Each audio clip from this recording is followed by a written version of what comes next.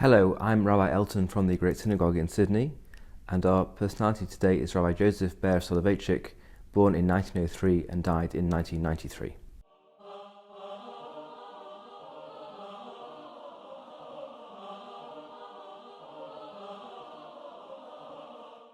Rav Soloveitchik, known as the Rav, the rabbi, teacher, master par excellence, was born into an immensely distinguished rabbinical family in 1903.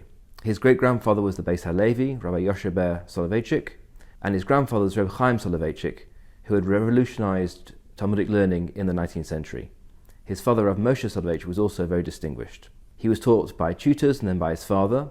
Indeed, he never went to yeshiva himself. It was entirely taught by family or private tutors or self-taught.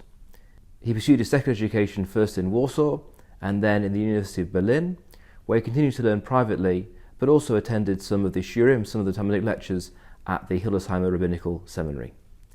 Other people were either resentful or jealous or disbelieving that he could be a true Talmudic prodigy and genius when he spent so much time in secular study, and he said to them, the reason that I know so much Torah is because when you're learning, I'm learning, and when you're talking about me, I'm also learning.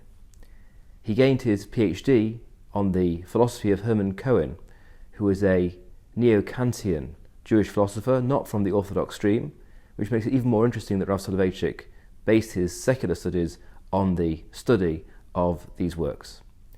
He saw a young woman reading a Yiddish novel on a bus, and that was Tonya, who became his wife. And they had a very close and very intense marriage, especially for a rabbi of that generation and that seniority. He went to Boston in 1932 and became the rabbi there.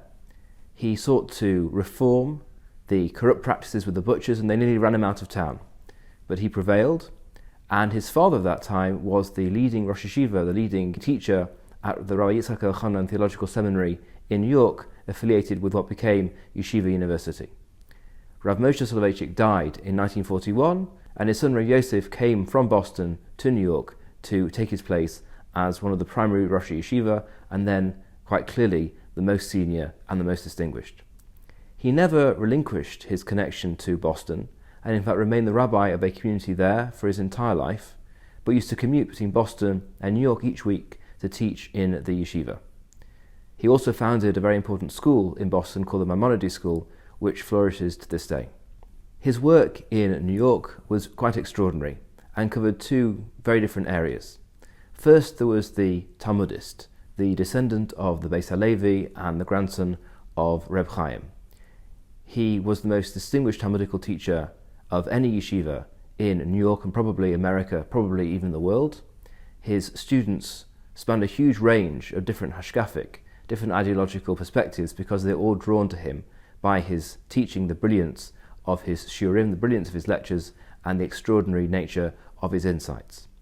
And he taught many students, he gave smicha, rabbinical ordination, to many students, and created many generations of Orthodox rabbis to lead American congregations and those even further afield. But he was also a very serious theologian and philosopher, writing very important works. For example, The Lonely Man of Faith, or Halachic Man, Halachic Mind, Kol Dodid Ofek, which deals with religious Zionism, Confrontation, which deals with interfaith dialogue and its limitations.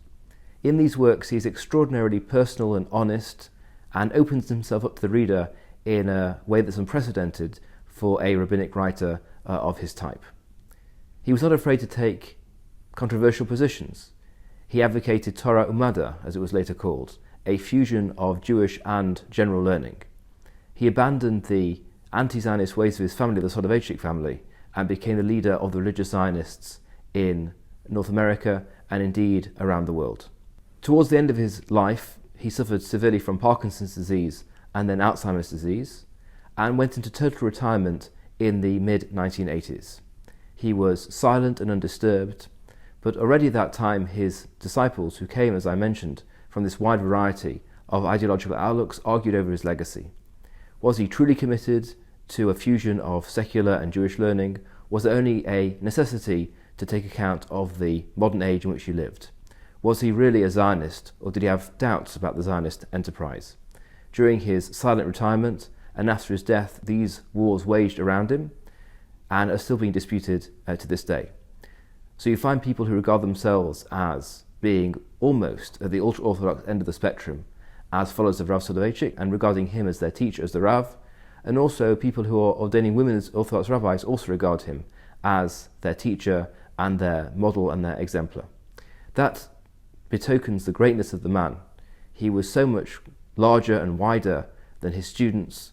He encompassed whole worlds of Jewish perspectives, and each was able to take from him some aspect which suited them. Since he died, his contributions to Jewish learning have increased as his lecture notes have been collected and published, and so now we are getting a fuller and fuller understanding of Rav Soloveitchik, both the Talmudist and Rav Soloveitchik the philosopher, which continues to enrich Jewish study for many and will do for many years to come.